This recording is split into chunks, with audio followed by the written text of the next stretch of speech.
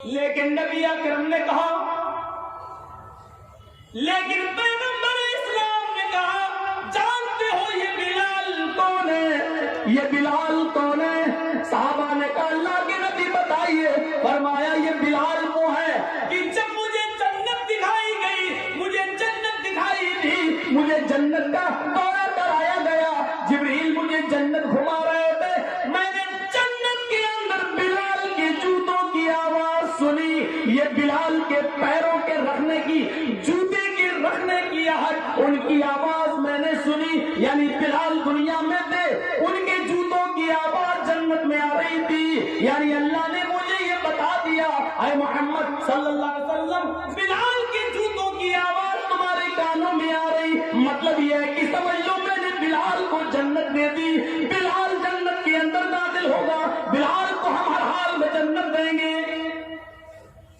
आए बिलाल, बताओ तुम कौन सा नेक अमल करते हो? ये सुनकर बिलाल की आंखों में आंसू आ गए। कहते, अल्लाह के रसूल, मुझे अमल का तो पता नहीं, शायद एक अमल है जो और लोगों को मैंने करते हुए नहीं देखा। कहा, क्या? अल्लाह के रसूल, मैं बिना वुजू कभी नहीं रहता, जब भी मेरा वुजू टूटता है मैं फौरन दूसरा वुजू बना लेता हूँ और दोबारा वुजू कर लेता हूँ, और जब भी मैं वुजू बनाता हूँ मैं 2 रकात तहियतुल वुजू जरूर पढ़ता हूँ, मैं 2 रकात नमाज जरूर पढ़ लेता हूँ। अल्लाह के नबी की आंखों में आंसू, फरमाते, बिलाल, बस यही वो नेक अमल है जिसने तुझे दूसरे सहाबा से मुमताज कर दिया है, दूसरे सहाबा से आगे बढ़ा दिया है। इसी अमल की वजह से अल्लाह ने तुझे जन्नत में दाखिल कर दिया है, यानी जन्नत का खुशखबरी सुनाती है। इतना कहना था बिलाल का, लोगों ने ये नहीं देखा कि शक्ल कैसी, सूरत कैसी, कद कैसा, रंगत कैसी। एक सहाबी उठे, कहते, बिलाल, मैंने सुना तुम्हारी शादी नहीं हुई है, तुम्हारी बीवी नहीं है, आए बिलाल मेरे घर चलो, मेरे पास खूबसूरत बेटी है, चांद का टुकड़ा है, हसीनो जमील बेटी है। आए बिलाल, एक नजर मेरी बेटी पे डाल लो, एक नजर मेरी बेटी को देख लो, अगर पसंद आ जाए तो मैं अपनी बेटी का निकाह तुम्हारे साथ कर देता हूँ। तुम्हारी सोहबत में, तुम्हारे पास रहकर मेरी बेटी भी जन्नत जैसे अमल करेगी और वो भी जन्नत की मुस्तहिक हो जाएगी। इतने में दूसरे बोले, नहीं, आए बिलाल, पहले मेरे भाई ने कह दिया उसकी बेटी देख लो, अगर उसकी बेटी पसंद आए तो मेरे घर चलो, मेरी बेटी देख लो। अपने आप को मुसलमान कहलाने वालों, अहले हदीस के दावे करने वालों, शर्म नहीं आती मोटरसाइकिलें मांगने वालों, जहेज लंबा चौड़ा डिमांड करने वालों, शादियों में मर्द और औरतों को एक साथ खाना खिलाने वालों, और लड़कियों को बेशर्म बेहुदा कपड़े पहनाकर शादियों में पहुंचाने वालों, चिल्लू भरपानी में डूब के मर जाओ, तुम्हें जन्नत मिले तो कैसे मिले, हमें जन्नत की खुशबू नसीब हो तो कैसे हो। ये था बिलाल। साहबा ने रंग नहीं देखा था, कद नहीं देखा था, रंगत नहीं देखी थी, उनके रंग पर नहीं गए थे और अपनी चांद जैसी बेटी देने के लिए तैयार। हम कहां देंगे? हमारी बेटियां तो आजकल खुद ही ढूंढ लेती हैं। जब रिश्ते की बात आती तब पता चलता है, घर की माँ बताती है शौहर को, बेटी के लिए कहीं बात मत चलाना, क्यों? बात खराब हो जाएगी। क्यों? तुम्हें पता नहीं लड़की ढूंढ चुकी है, उसको नहीं करेंगे, अगर नहीं करोगे तो भाग जाएगी, पूरे खानदान की नाक कटा देगी। उस दिन पता चलता है हमें, जब कोई रिश्ता अब बाप अपनी मर्जी से लेके आता है कि देख लो, तब पता चलता है कि नहीं, यहाँ मेरी नहीं चलेगी। आज मेरी बेटी बाप से ऊपर हो गई है, और हमारे देश का कानून भी कहता है अब 18 साल से ऊपर हो गई है तो अब 60 साल के बाप की नहीं चलेगी। अब अच्छा बुरा सोचने का हक अब बेटी है।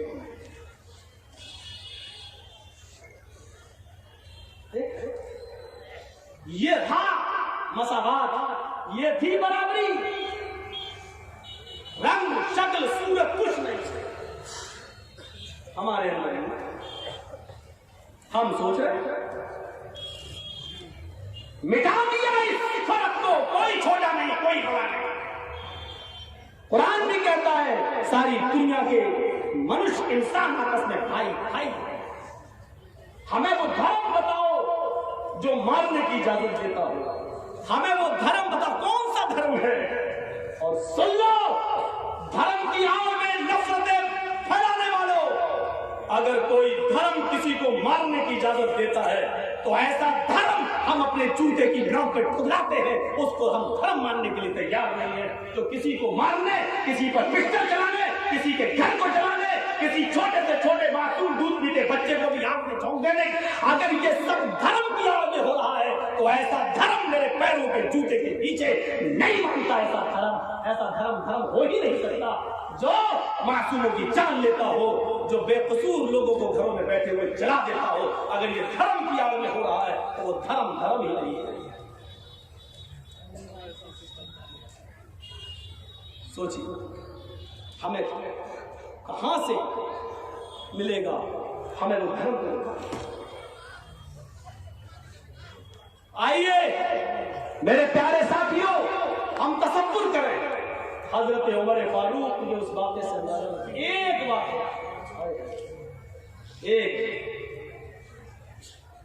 एक और शख्स हजरत उमर रात के अंधेरे में, कभी कभी ऐसा होता था दूसरे शहर में चले गए, अब वहां के गवर्नर से कह दिया किसी को पता नहीं चलना चाहिए कि मैं आया हूं, रात में रुके। अच्छा, तुम्हारे शहर का क्या हाल है? क्या बहुत अच्छा। नहीं, आज मैं रात में घूम कर देखूंगा कि तुम्हारे शहर का हाल अच्छा है, कोई भूखा तो नहीं है, कोई प्यासा तो नहीं है। कौन? हजरत उमर।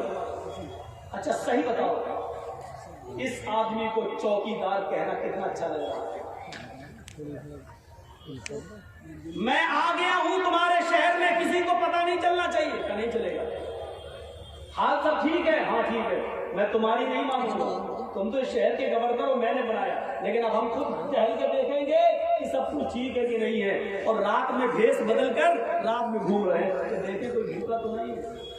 और रात में टहलते टहलते एक झोपड़ी के पास पहुंच गए, देखा कि एक आदमी झोपड़ी के बाहर रो रहा है,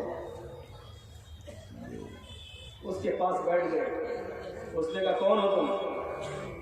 हजरत उमर ने उसके साथ ऐसी प्लानिंग चली कि ये न पता चले कि मैं अमीरुल मोमिनीन हूँ और ये अपना दुख भी बता दे। तो कहा कि जैसे तू परेशान मैं भी परेशान, तू अपने घर से परेशान मैं भी अपने घर से परेशान, मैंने सोचा तेरे पास बैठ जाऊँ, तुम मुझे अपनी दास्तान सुनाओ, मैं तुम्हें अपनी, ताकि दर्द हल्का हो जाए, दिल की भड़ास निकल जाए। उसने भी सोचा कि अच्छा है, एक से दो भले। कहने लगा मैं क्या बताऊं मेरे भाई, बहुत परेशान हूं मैं। कहा क्या है? कहा एक आदमी आता है, बहुत पावरफुल है, तंदुरुस्त है, और मुझे मेरे कमरे से, झोपड़ी से कान पकड़ के बाहर निकाल देता है और फिर वो मेरी बीवी के साथ गंदा काम करता है। कब से आ रहा है? पूछो मत, 1 महीना 2 महीना हो चुका है। तुमने यहाँ के गवर्नर से शिकायत क्यों नहीं की? अरे नहीं, वो बहुत पावरफुल आदमी है, उसने जान से मारने की धमकी दी है। तो अभी इस शहर के गवर्नर को नहीं मालूम? तो मैंने बताया नहीं, बहुत पावरफुल है, बहुत ऊंची पहुंच रखता है। हजरत उमर ने जैसे ही सुना कि बहुत ऊंची पहुंच रखता है, वैसी ही नजरें आसमान पर डाली और दिल में ही कहा, आए उमर, तू आराम से खाना खा रहा है और तेरे दौरे खिलाफत में एक आदमी अपनी बीवी को लेके परेशान है, उसकी औरत की इज्जत तो आबरू उठाई, बहुत पावरफुल है। हाँ अच्छा ठीक है, अब कब आएगा? अब वो परसों आएगा, 1 दिन छोड़ कर आता। सुनिए, बैठ जाओ भाई, तो तुम पीछे वालों को डिस्टर्ब करते हो यार, एक बार सेट कर लो जो करना होगा। अब मैं भूल गया, यही होता है। अब वो कब आएगा? का 1 दिन छोड़ कर आता है, अब वो कल नहीं आएगा, परसों आएगा। अच्छा ठीक है, अपनी बीवी से कह दो कि खाना बनाकर तैयार रखे। पहली चीज, अपनी बीवी से कह दो कि खाना बनाकर तैयार रखे। खाने से क्या ताल्लुक? अब मैं जो कह रहा हूं वो सुनो। अच्छा ठीक है, खाना बन गया, फिर बस परसों जब वो तुम्हारे पास आए और तुम्हें घर से बाहर निकाले तो तुम अपनी बीवी को बोल दो। परसों जब वो आएगा तो उसको इनकार नहीं करेगी और उसको अपनी आगोश में ले लेगी, प्यार भरी बातें करके उसको के दिल में अपनी जगह बना लेगी। और जब वो दोनों जिना के लिए तैयार हो जाएं तो तुम्हारी बीवी को ये बोल देना कि उस आदमी से ये कह देना कि देखो अब तो हम तुम रोज मिलने ही लगे हैं, तुम मेरे बगैर नहीं रह सकते, मैं तुम्हारे बिना नहीं, लेकिन ये चिराग की रोशनी में, उजाले में, रोशनी में ये काम मुझे अच्छा नहीं लगता। जो कुछ भी तुम्हें करना है तो चिराग बुझाकर करो, मैं तुम्हें दिलो जान से खुश कर दूंगी। बस इतना कह दिया और चिराग बुझ गया, मैं बाहर से देख लूंगा चिराग बुझ गया, उसके बाद बाकी सारा काम मेरे को। ये कौन सी नई मुसीबत खड़ी कर रहे हैं? तो आप बेफिक्र रहो, ये दो काम आप अपनी बीवी को ये समझा देना और खाना बनाकर तैयार। हजरत उमर 2 दिन तक वहीं रहे। एक दिन गुजर गया, दूसरा दिन आता है, रात के अंधेरे में फिर पहुंच जाते हैं और उसी झोंपड़ी के पीछे छिप जाते हैं। जैसी रात का अंधेरा बहुत होता है और उसके आने का वक्त होता है, वो रात के अंधेरे में आता है, इस आदमी को यानी बीवी के शौहर को कान पकड़ के बाहर निकालता है। जैसे उस आदमी को बाहर निकालता है, हट कल, अब मैं आ गया, कल अंदर घुस गया। अमीरुल मोमिनीन पीछे छिपे हुए हैं। अलविदाया व नहाया अरबी तारीख की किताब के अल्फाज ये हैं, जिसकी बीवी के साथ जिना करता था जो आदमी, उमर फारूक जिसकी मदद करने के लिए घर में गए, कान यहूदियन औ मजूसियन, वो आदमी या तो यहूदी था या मजूसी था, मुसलमान नहीं था, लेकिन मदद। यहाँ तो जो जितना बड़ा बलात्कारी, उतना बड़ा लीडर, उतना बड़ा नेता, जेल में रहकर भी मर्डर करवा देता है ना? मैंने कहा ना, अक्लमंद बनो, हर बार नाम मत निकलवाओ मेरी जबान से। जब तक मैं नाम नहीं निकालूंगा आपके यहाँ आता रहूंगा इंशाअल्लाह। जहां नाम निकल गया तो ससुराल जाना पड़ेगा और मुसीबत, फिर जलसे भी नहीं कर पाएंगे। तो एहतियात भी बहुत जरूरी हो गया। आपके पास क्या है? बड़ी आसानी से आप जज्बात में आगे बोल देते हैं कि बस कर रहे। आपके पास क्या है? एक फर्जी केस आप पे लाद दिया जाएगा, लड़ो मुकदमा। 15 साल के बाद फैसला होगा कि मौलाना जर्जीस पर ये जुर्म साबित नहीं हुआ, बाइज्जत कोर्ट बरी करती है। 15 साल तो बेकार हो गए। कोर्ट क्या कहेगी 15 साल के बाद?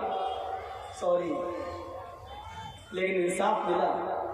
अरे इंसाफ तो 15 साल बाद मिला। ये 15 साल जो हमने अपनी बेगुनाही के काटे, ये कौन वापस करेगा?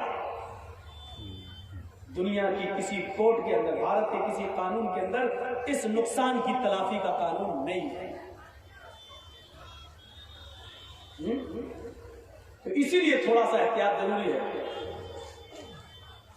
तदबीर करने में कोई बुरी बात नहीं है, तदबीर होनी चाहिए। उस यहूदी या मजूसी की मदद करने हजरत उमर पहुंचे, रात में छिपे, उसने कान पकड़ के बाहर निकाला। उसकी बीवी ने अपनी मोहब्बत के जाल में उसको गिरफ्त में ले लिया। वो भी खुश हो गया। उसने कहा ठीक है, कोई बात नहीं, चिराग बुझा दो। जैसे ही चिराग बुझा, हजरत उमर ने कहा जल्दी अंदर घुसो। कहीं चिराग देर तक बुझा रहा तो सारा काम ही हो जाएगा। इन दोनों के कपड़े उतारने से पहले ही अंदर घुसे हजरत उमर, और जैसे ही अंदर घुसे तो वो आदमी ये समझा कि इस औरत का शौहर फिर घर में आ गया बाहर से।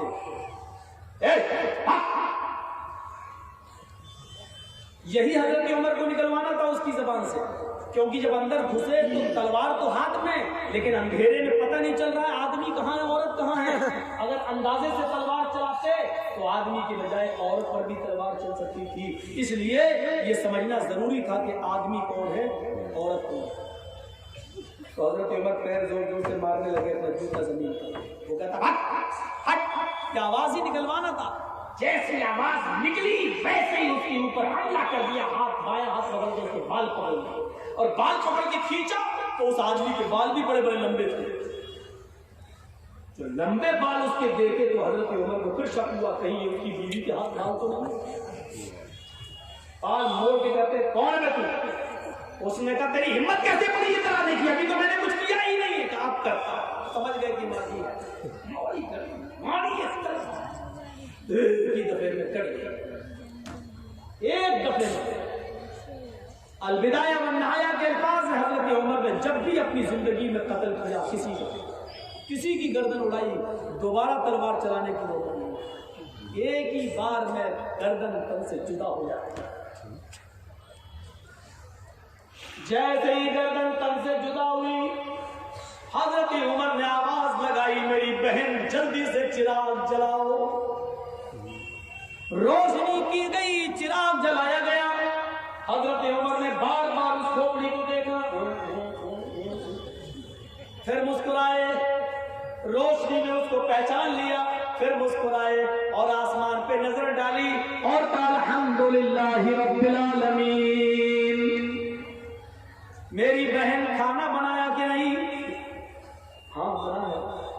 जल्दी लगाओ। लाश के पास वहीं करीब में बैठकर खाना खाया और पेट भर के खाया और कहा आज मैंने बहुत ज्यादा खाना खाया है, शिकम से होकर मैंने खाना खाया। वो दोनों मियाँ बीवी दोनों देख रहे हैं, लाश के पास बैठ के खाने की हिम्मत नहीं पड़ती, उमर वही बैठ के खा। अब हजरत उमर जब जाने लगे तो उस यहूदी ने पीछे से उनको पकड़ा, खींचा, कहा ए भैया ये क्या मुसीबत तुम यहाँ डाल दी? कहा क्या हुआ? तुमने इसको कत्ल कर दिया और तुम चल दिए? कहा क्यों? कहा इस शहर के गवर्नर को, और गवर्नर के जरिए अगर उमर को पता चल गया, अमीरुल मोमिनीन को, तो लाश मेरे घर से बरामद होगी तो मुझे कत्ल के जुर्म में कत्ल किया जाएगा। ये तो एक और मुसीबत में तुमने फंस दिया। हजरत उमर ने कहा घबराओ नहीं, अभी शहर के गवर्नर के पास से कुछ आदमी आएंगे, डेड बॉडी को ले जाएंगे, टाँके वाके लगाएंगे और इसके दफन कफन की तैयारी कर देंगे। तुम्हें घबराने की जरूरत नहीं है। शहर के गवर्नर के पास से आएंगे? हाँ। आप हैं कौन? कहा अमीरुल मोमिनीन, खादिम। खादिम लोग नहीं समझ पाए तो समझ जाना कौन? चौकीदार। ये है चौकीदार। मौलाना जर्जी अपने आप को चौकीदार कह रहे हैं, बहुत आसान है, कह ही तो रहे हैं, लेकिन बन के दिखाना बड़ा मुश्किल है। बन के दिखाना। कितनी लाशें पिस गई दिल्ली में, लेकिन एक हल्का सा ट्वीट भी नहीं हो सका। 3 दिन के बाद कहा जाता है शांति व्यवस्था बनाए रखो। गुजरात में जब दंगा हुआ तो 3 दिन के बाद ही कहा गया था शांति व्यवस्था बनाए रखो। ये कहना पड़ता है, जिस कुर्सी पर हम बैठे हैं उसकी जिम्मेदारी बनती है। जो होना था वो 3 दिन में हो गया, उसके बाद हम अपील कर रहे हैं। यही तो राजनीति है, यही तो सियासत है, और जो इसमें माहिर हो गया वही तो पीएचडी की डिग्री ले लिया, वही तो डॉक्टर कहलाता है, वही तो माहिर सियासत कहलाता है। इस फन से आप जितना वाकिफ हैं हम नहीं।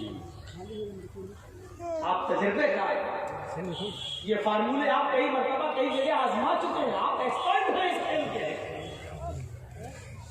मेरे भाइयों, क्या उम्र है आप?